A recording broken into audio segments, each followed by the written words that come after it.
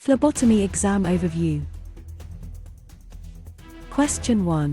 Which is a sign of infection at venipuncture site? Option A, swelling, redness, warmth. Option B, bruising only. Option C, slight discomfort. Option D, temporary pallor. The correct answer is option A, swelling, redness, warmth. Classic signs of localized infection: swelling, tumor, redness, rubber, warmth, calor, and pain, dolor, at the venipuncture site indicate an inflammatory or infectious process requiring prompt medical attention. Bruising and temporary pallor are common non-infectious responses. Question 2. Blood cultures should be collected. Option A, without cleaning site. Option B, after alcohol and antiseptic. Option C, after routine tubes. Option D, in any order. The correct answer is option B, after alcohol and antiseptic. Blood cultures require rigorous two-step site preparation with 70% alcohol followed by chlorhexidine or iodine to minimize contamination. Blood cultures are collected first in the order of draw, before any other tubes, to prevent contamination from additives. Question 3. The main reason for mixing tubes immediately is to: Option A, warm the sample. Option B, prevent clotting. Option C, sediment cells. Option D, separate plasma. The correct answer is option B, prevent clotting. Immediate gentle inversion of anticoagulant tubes ensures thorough mixing of the additive with blood, preventing microclot formation that would compromise specimen integrity. Mixing should be gentle, 8 to 10 inversions, to avoid hemolysis. Question 4. Which tube is used for hematology testing? Option A, green. Option B, lavender. Option C, red. Option D, gray. The correct answer is option B, lavender. Lavender top tubes containing EDTA are the standard for hematology testing, including CBC and differential, because EDTA preserves cellular morphology and prevents clotting without affecting cell integrity. Green, heparin, tubes are used for chemistry. Question 5. Which is the best action if patient complains of pain? Option A, continue immediately. Option B, pause and check technique. Option C, apply more pressure. Option D, ignore complaint. The correct answer is option B, pause and check technique. Patient complaints of pain during venipuncture should prompt the phlebotomist to pause and assess for needle misplacement, nerve proximity, or vein damage. Continuing without evaluation risks nerve injury. Ignoring complaints violates patient rights and professional standards. Question 6. A patient with latex allergy should be drawn using: Option A, latex gloves. Option B, non-latex gloves and supplies. Option C, standard tourniquet. Option D, no gloves. The correct answer is option B, non-latex gloves and supplies. Patients with documented latex allergy require a latex-safe environment, including non-latex gloves, nitrile or vinyl, latex-free tourniquets, and latex-free bandages to prevent potentially life-threatening anaphylactic reactions. Question 7. The anticoagulant in a lavender top tube is: Option A, heparin. Option B, EDTA. Option C, citrate. Option D, goxalate. The correct answer is option B, EDTA. Lavender top tubes contain EDTA, ethylenediamine tetracetic acid, which chelates calcium to prevent clotting and preserves cellular morphology, making it the standard tube for complete blood count, CBC, and blood smear preparation. Heparin is found in green top tubes. Question 8. Which of the following is a common site for capillary puncture in adults? Option A, ring or middle finger. Option B, thumb. Option C, palm. Option D, dorsum of hand.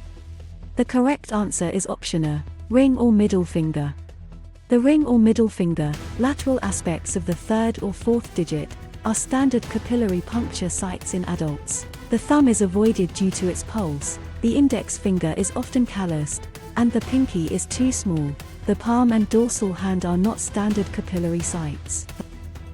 Question 9. Airborne pathogens require what level of precaution? Option A, contact. Option B, droplet. Option C, airborne isolation. Option D, standard only. The correct answer is option C, Airborne isolation.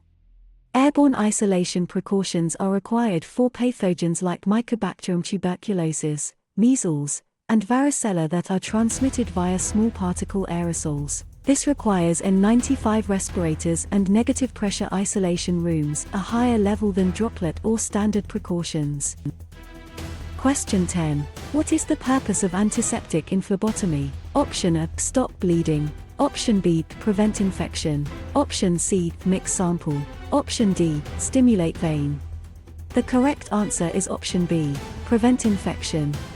Antiseptics reduce the microbial burden on the skin surface prior to needle insertion, preventing introduction of bacteria into the bloodstream, bacteremia, or contamination of the specimen. They must be allowed to dry completely before puncture for full efficacy. Question 11. If a tube is underfilled, test results may be: option A, accurate.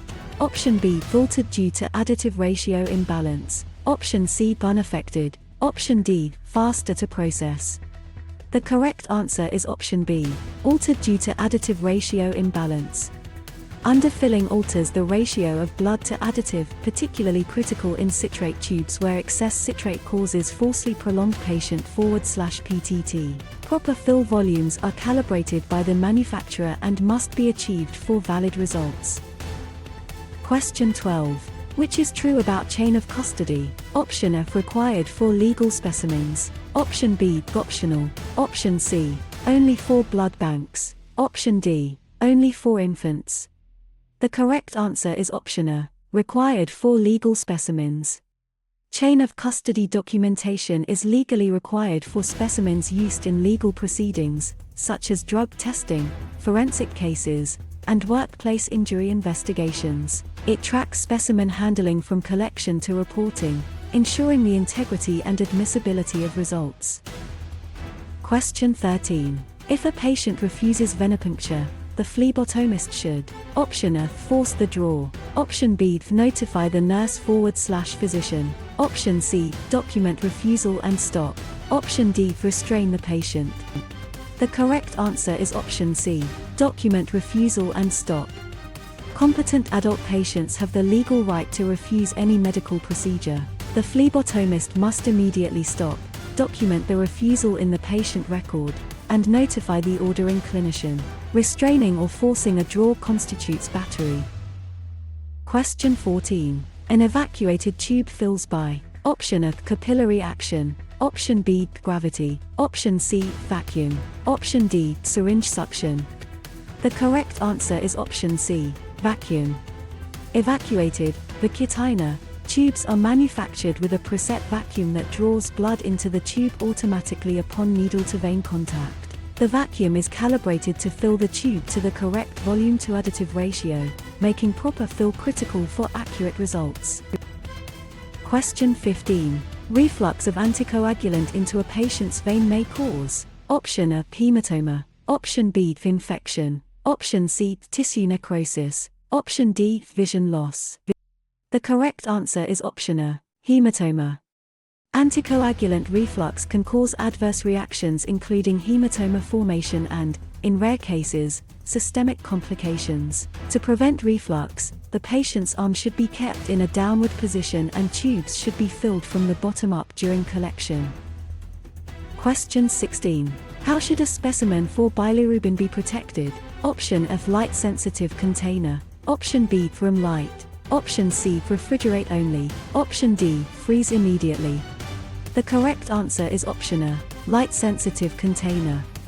Bilirubin is photosensitive and degrades rapidly when exposed to light, particularly UV. Specimens must be transported and stored in amber or foil-wrapped containers to prevent falsely low bilirubin results. Refrigeration alone without light protection is insufficient. Question 17. Labeling specimens should be done: option A, before collection. Option B, while patient waits in reception. Option C, at the patient's side after collection. Option D, at the end of the day. The correct answer is option C, at the patient's side after collection. Specimens must be labeled immediately at the patient's bedside after collection, while the phlebotomist can directly verify patient identity. Pre-labeling or delayed labeling significantly increases the risk of mislabeling and patient safety errors. Question 18. Which represents the correct order of draw? Option of red, green, lavender. Option B lavender, red, light blue. Option C light blue, red, green. Option D green, light blue, red. The correct answer is option C, light blue, red, green. The CLSI recommended order of draw is blood cultures, light blue, citrate, red/SST, green, heparin, lavender, EDTA, gray. Light blue must precede red to prevent clot activator carryover, and EDTA tubes come after heparin to avoid potassium contamination. Question 19. The gauge of a needle most commonly used for adult venipuncture is option F 14, option B 18, option C 21 to 23, option D 25.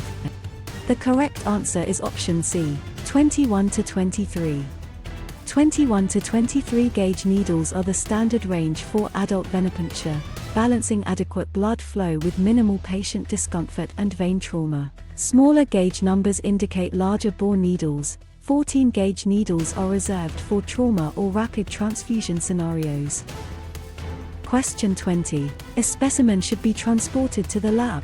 Option A, at the end of the shift. Option B, as soon as properly labeled. Option C, only at morning rounds. Option D, after refrigeration. The correct answer is option B, as soon as properly labeled. Specimens should be transported to the laboratory immediately after proper labeling to minimize preanalytical degradation. Delays can cause cellular metabolism, evaporation, and analyte breakdown, particularly critical for glucose, potassium, and coagulation tests.